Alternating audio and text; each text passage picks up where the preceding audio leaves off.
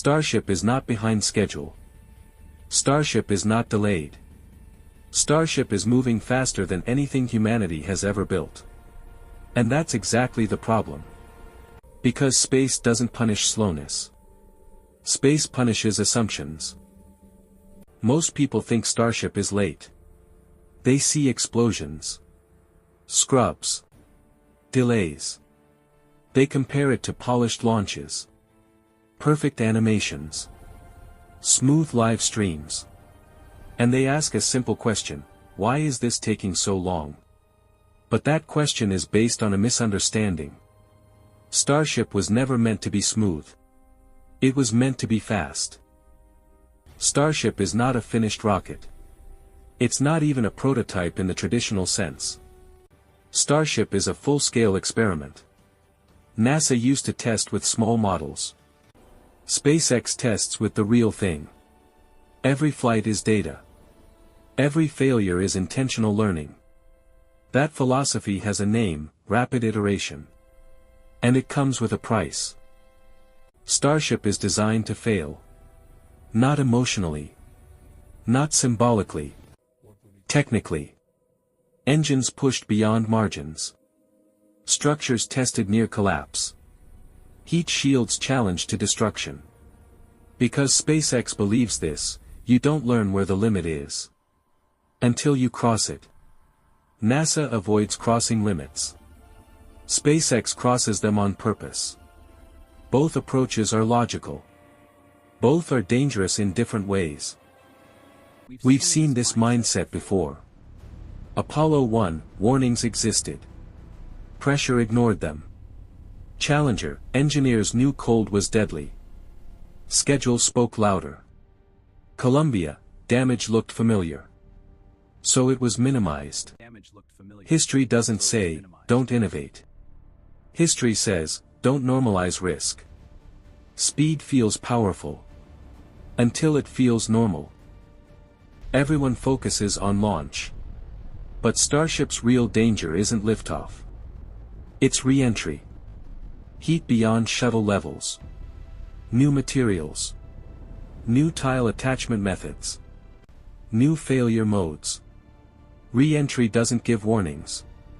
It doesn't negotiate. It doesn't care how confident you were. Physics checks your assumptions at Mach 25. SpaceX often says, we have the data. But data without context is confidence. And confidence can become arrogance. NASA learned this the hard way. Foam strikes happened before. Nothing serious happened before. Until it did. Repeated success can lie to you. It teaches the wrong lesson. Starship is approaching that danger zone. Right now, Starship is unmanned. That's why risk feels acceptable. But this system is designed for people. And when humans enter the equation, failure stops being educational. It becomes irreversible. The question isn't, can Starship reach orbit? The question is, what culture reaches orbit with it? NASA moves slowly because it remembers names. SpaceX moves fast because it remembers goals. Neither is evil. Neither is perfect.